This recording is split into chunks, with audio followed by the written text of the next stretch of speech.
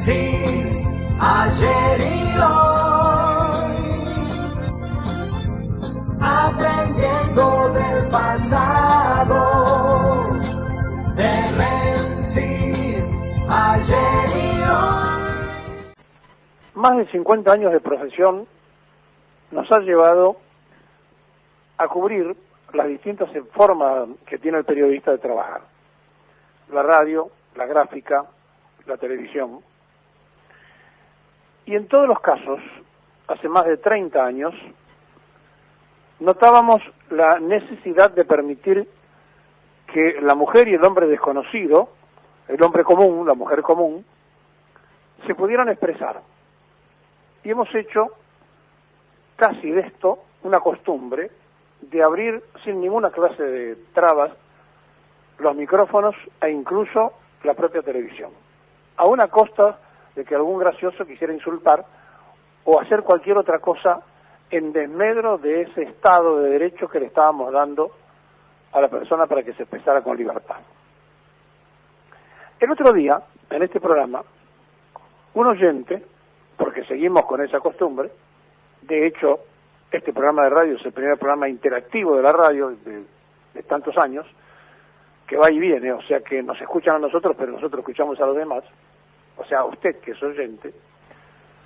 Un oyente definió con una frase que sin darse cuenta iba a servir de disparador para analizarla en el día de hoy. Hace dos programas atrás, y dijo: los argentinos nos acostumbramos a vivir mal. Y el uso y las costumbres de una sociedad tienen mucho que ver con el estado de la felicidad. Y como me quedó tan grabada esa frase, porque fue una definición real,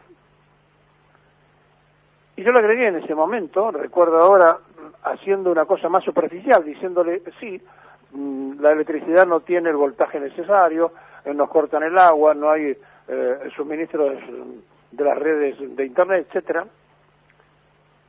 Pero eso da para mucho más. Da para profundizar lo que este oyente marcó en esa frase. Porque cuando uno se acostumbra a vivir de una forma determinada, también cambia su escala de valores de lo que es la felicidad. Miren, los filósofos no la pudieron terminar de definir, desde Tales de Mileto, que hablaba de la belleza y de la bondad, cosa que también repitió Platón, o pasando por el propio discípulo de Platón, que decía que el grado de felicidad era casi el pensamiento para la realización del hombre como tal y que todos lo perseguían, alguno a través del dinero, otro a través de un estado de satisfacción por los logros de la vanidad, etcétera, etcétera. Todos trataron de definir la felicidad del ser humano. Ortega, que hace mucho más acá, tiene una frase que quizás sea mucho más definitoria. A lo mejor porque se acopla más a estos tiempos y porque tiene más que ver con nosotros, porque dijo Ortega que la felicidad es cuando una persona alcanza en la realidad lo que imaginó o planificó para sí. Y entonces aquí, la frase de ese oyente, nos acostumbramos los argentinos a vivir mal, hace que nos repreguntemos todos si estamos o no de acuerdo en querer vivir mejor. Porque cuando uno se acostumbra a determinadas cosas, corre por senderos tan diversos que la capacidad de análisis del ser humano se pierde y no se termina de entender muy bien los objetivos serios de la sociedad. Y aquí viene entonces y se instala de golpe lo de la comunidad organizada. Porque si una comunidad vive en el desorden, y ese desorden afecta a todos, y ese todo se acostumbra a vivir en el desorden, es decir, en la anarquía, donde mis derechos están por encima de los derechos de los demás, y no me importa nada porque yo tengo derechos, pero no me doy cuenta que también tengo obligaciones, entonces entramos en lo que se llama la sensación de la sociedad nauseabunda que hablaba en el Congreso de Filosofía de Mendoza Perón. Claro, porque hay una sociedad que se zambulle en lo que no es correcto. Y si nos metemos en los filósofos griegos, vamos a encontrar también explicaciones que fueron creciendo para definir la felicidad. Y todos casi coincidieron, por lo menos los más importantes, en que no es una cuestión externa la felicidad, sino es una cuestión interna. El yo interior para el nosotros colectivo, decía Perón, cuando hablaba de la comunidad organizada.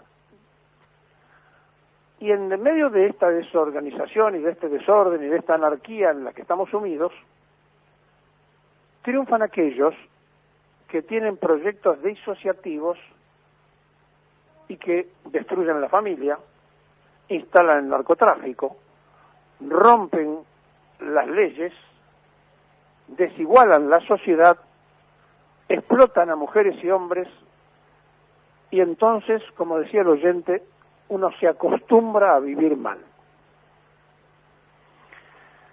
Y aquí viene otra vez la misma pregunta. ¿Queremos vivir mejor?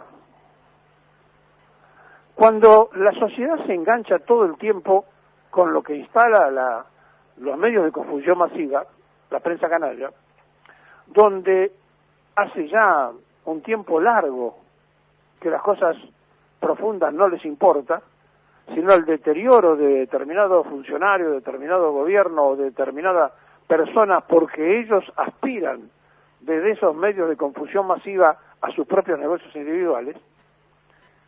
Nosotros dijimos ya de esto hace muchos años que no existía la libertad de prensa, que lo que existe es la libertad de empresa, que no es lo mismo que la libertad de prensa. Y esa libertad de empresa lleva a negocios. Nadie pone una empresa para quedar.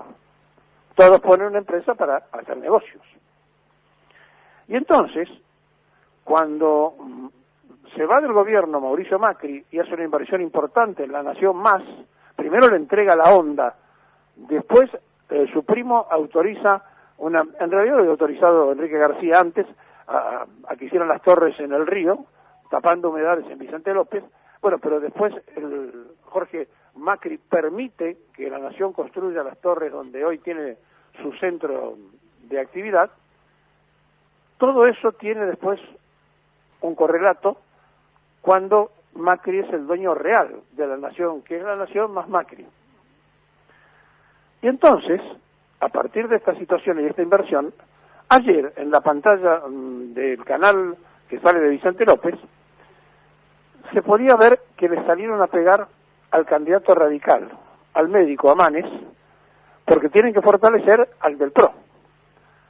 O sea que no solamente le pegan al frente de todos, no solamente quieren destrozar a Fernández, sino que ahora tienen que en la interna que jugar porque de ahí cobran.